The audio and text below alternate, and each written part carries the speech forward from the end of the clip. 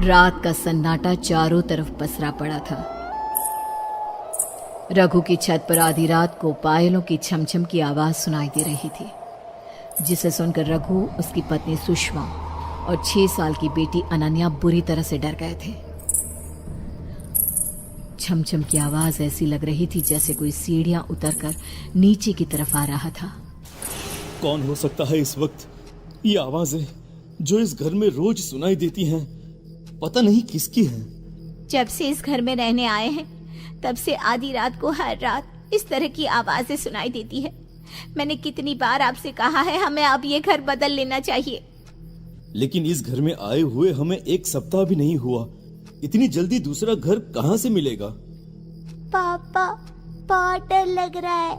ये आवाज किसकी है? कौन है हमारी छत पर? अरे कोई नहीं है बेटा, तुम सोने की कोशिश करो।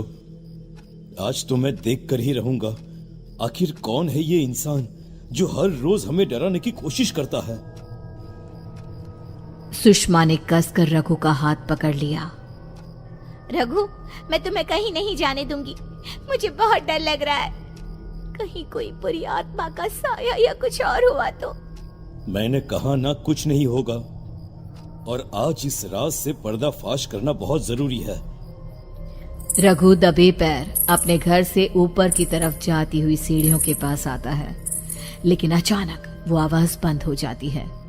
तभी रघु ने महसूस किया कि एक साया उसके करीब से गुजर गया। रघु ने पलटकर पीछे की तरफ देखा। कौन है? कौन है वहां पर? मैं कहता हूँ कौन है? तभी रघु को रसोई के अंदर से मटके के गिरने की आवाज आती है। वो दौड़कर वहां जाता है। अरे, ये अचानक मटका कैसे गिर गया? क्या हुआ? पानी का मटका नीचे क्यों गिरा दिया? मैंने नहीं गिराया, पता नहीं कैसे अचानक से ऐसा लगा जैसे कोई था वहां पर। रघु, मुझे बहुत डर लग रहा है। तभी अचानक से रघु की नजर रसोई की खिड़की पर बैठी एक बिल्ली की तरफ गई, जिसकी आंखें बड़े खतरनाक तरीके से चमक रही थी। तुम भी ना सुषमा, रसोई की खिड़की खुली छोड़ दी। लगता है ये बिल्ली अंदर आ गई थी और इसी की वजह से मटका नीचे गिर गया है। इसके बाद रघु और सुषमा जाकर अपने बेडरूम में सो जाते हैं। उन्हें इस बात का ख्याल तक नहीं था कि उनके घर में एक बेहद खूबसूरत लड़की का साया पायल पहनकर बेतहाशा नाच रहा था, लेकिन उसकी पायलों की आवाज इस वक्त रघु और सुषमा के कानों तक नहीं पहुंच रही थी। अनन्या, जल्दी उठो बेटा, स्कूल के लिए देर हो रही है। देखो मैंने बाथरूम में पानी रख दिया है, पहले नहाना शुरू करो बेटा। मम्मा, आपने पानी ठंडा ही रखा है ना? मुझे इतनी गर्मी में ठंडे ठंडे पानी से नहाना है। मेरी रानी बिटिया, तुम्हें क्या लगता है जून के महीने में मैं तुम्हें गर्म पानी से नहलाऊंगी क्या? ओके मम्मा, मैं अभी नहा कर आती हूँ। अनन्या बाथरूम में जाती है और अगले ही पल उसके चीखने की आवाज सुनाई देती है। रघु और सुषमा बाथरूम में दौड़कर जाते हैं और उन्होंने देखा कि अनन्या का पूरा शरीर जल गया था। उसके शरीर पर फफोले पड़ चुके थे। ये क्या हुआ मेरी बेटी? ऐसे कैसे जल गई? अरे सुषमा, ये तुमने क्या किया? अनन्या के नहाने के टब में ये खोलता हुआ पानी भर दिया। वो नादान बच्ची उस टब में उतर गई और देखो उसका क्या हाल हुआ है। मेरा यकीन करो रघु, मैंने गीजर ऑन तक नहीं किया था। ठंडा पानी मैं खुद अपने हाथों से भर कर गई थी। रघु की नजर गीजर की तरफ गई, जिसमें से लाल रंग का धुआं नजर आ रहा था। ये देखो सुषमा, तुमने गीजर भी खुला छोड़ दिया है, जिसकी वजह से इसमें से धुआं निकल रहा है। क्या कर रही हो तुम? मैं सच कह रही हूँ रघु, मैंने ऐसा कुछ नहीं किया। उधर दूसरी तरफ अनन्या बुरी तरह से रोए जा रही थी। शाम के वक्त जब अनन्या की तबीयत थोड़ी ठीक हुई तो सुषमा ने उसे सुला दिया। थोड़ी देर के बाद रघु और सुषमा भी अपने कमरे में जाकर सो गए, लेकिन रात के ठीक 12 बजे अचानक से सुषमा की आंख खुली। रघु उठो, अनन्या कहाँ है? थोड़ी देर पहले तो यही सो रही थी मेरे बाजू में। अरे जल्दी जाकर ढूंढो, मेरी बेटी की तबीयत वैसे ही ठीक नहीं है। कहीं नींद में उठकर इधर उधर चली तो नहीं गई? रघु और सुषमा अनन्या को ढूंढने के लिए पूरे घर में यहां वहां भागते हैं, लेकिन उन्हें अनन्या कहीं नजर नहीं आती। ठीक उसी वक्त छत के ऊपर से पायलों की आवाज आने लगती है। फिर से वही डरावनी आवाज, जैसे जैसे कोई हमारी छत पर पायल पहनकर नाच रहा हो। रघु, हमारी बेटी ठीक तो होगी ना? कहीं उसे कुछ। मेरे साथ छत पर चलो सुषमा, मुझे लगता है हमारी बेटी खतरे में है, हमें जाकर देखना होगा, चलो। रघु और सुषमा दबे पांव घर की छत पर जाते हैं। वहां का नजारा देखकर उनके पैरों तले जमीन खिसक जाती है। नजारा बेहद खौफनाक था।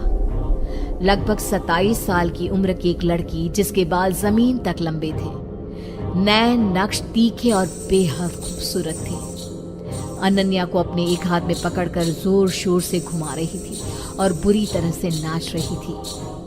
छोड़ो, छोड़ो मेरी बेटी को। कौन हो तुम? छोड़ो, छोड़ो इसे। आखिर तुम हो कौन और मेरी बेटी के साथ क्या कर रही हो? तभी अचानक से वो लड़की नाचते नाचते रुक गई। उसने पलटकर रघु और सुषमा की तरफ देखा। अनन्या इस वक्त ऐसी लग रही थी जैसे वो होश में ना हो। पहचाना मुझे या भूल गए? क्या मतलब? मैं तुम्हें नहीं जानता। वो लड़की बहुत ही खौफनाक तरीके से जोर जोर से हंसती है और फिर अनन्या को छत के किनारे से लटकाकर नीचे फेंकने की कोशिश करती है। नहीं, प्लीज ऐसा मत करो। मेरी बच्ची को छोड़ दो। देखो देखो, तुम जो चाहती हो हम वो करेंगे, लेकिन प्लीज हमारी बच्ची को छोड़ दो।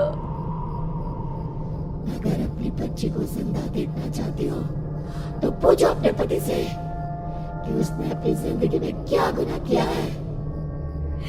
आप कुछ बोलते क्यों नहीं? बताइए ना, कौन सी गलती की सजा मिल रही है मेरी बेटी को? प्लीज रघु, कुछ बोलो, वरना ये हमारी बच्ची को मार डालेगी। रघु सर से पैर तक पसीने में तरबतर हो चुका था।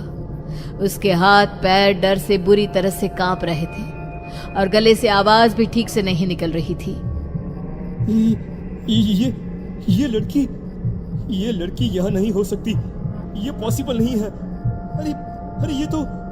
हाँ बोलो ना, बताओ अपनी बीवी को कि मैं तो आज से 8 साल पहले ही मर चुकी हूँ। यही कहना चाहते हो ना तुम? क्या मतलब? तुम मर चुकी हो, लेकिन तुम तो हमारी आंखों के सामने खड़ी हो। सच्चाई सुनना चाहती हो तुम? सुनो, तुम्हारे पति ने कॉलेज के टाइम पर मेरे साथ इतनी रैगिंग की, मेरा इतना अपमान किया, इतना मजाक उड़ाया, अपने दोस्तों के साथ मिलकर मेरे साथ वो किया, जिसकी वजह से मुझे अपनी जान देनी पड़ी। रघु, क्या ये जो कह रही है वो सच है? और अगर ये मर गई है तो इस तरह हमारी आंखों के सामने नजर क्यों आ रही है? मुझसे गलती हो गई, बहुत बड़ी गलती हो गई मुझसे। मुझे तुम्हारे साथ वो सब नहीं करना चाहिए था। अब प्लीज प्लीज मेरी बच्ची को छोड़ दो उसे। जानते हो रघु, इंसान के पाप लौट कर उसके सामने जरूर आते हैं। जिस घर में तुम रहने के लिए आए हो ना, दरअसल वो मेरा ही घर है। मेरी मौत के बाद सदमे की वजह से मेरे माँ बाप भी मर गए, लेकिन मेरी आत्मा हमेशा से इस घर में ही रहा करती थी, क्योंकि मैं मरना नहीं चाहती थी, लेकिन तुम्हारी वजह से मुझे मरना पड़ा। देखते ही देखते उस लड़की का खूबसूरत शरीर सड़ने लगा। उसके पूरे शरीर में बड़े बड़े कीड़े बिलबिलाने लगे। ये देखकर सुषमा और रघु की डर के मारे हालत खराब हो गई। देखो मैं मानता हूँ मुझसे बहुत बड़ी गलती हुई है। मैं तुम्हारा घर भी छोड़कर चला जाऊंगा, लेकिन प्लीज प्लीज मेरी बच्ची को छोड़ दो। लेकिन उस लड़की ने देखते ही देखते अनन्या को छत से नीचे फेंक दिया और गायब हो गई। रघु और सुषमा अपनी बच्ची को बचाने के लिए दौड़कर नीचे पहुंचे, लेकिन वहां पर कोई भी नहीं था। तुम्हारी की हुई गलती की वजह से आज मैंने अपनी बेटी को खो दिया। रघु, क्यों किया तुमने ऐसा? क्यों बेगुनाह लड़की की जान ली थी तुमने? मुझे माफ कर दो सुषमा, मुझसे बहुत बड़ी गलती हो गई है। मैं जानता हूँ मुझे वो सब नहीं करना चाहिए था। उसके बाद रघु सुषमा को घर के अंदर ले जाता है लेकिन ये देखकर उन दोनों के होश उड़ जाते हैं कि अनन्या तो अपनी जगह पर सोई हुई थी। इसका मतलब उसने हमारी बच्ची को छोड़ दिया। हमारी बच्ची ठीक है। सुषमा प्यार से अपनी बेटी के सर पर हाथ फैलाने लगती है, लेकिन अनन्या की आंखें अजीब तरीके से चमक रही थी और वो खौफनाक तरीके से एकटक खिड़की की तरफ देख रही थी, जहां पर उस लड़की का साया खड़ा मुस्कुरा रहा था, जिसे देख अनन्या भी अजीब खौफनाक तरीके से मुस्कुराने लगी।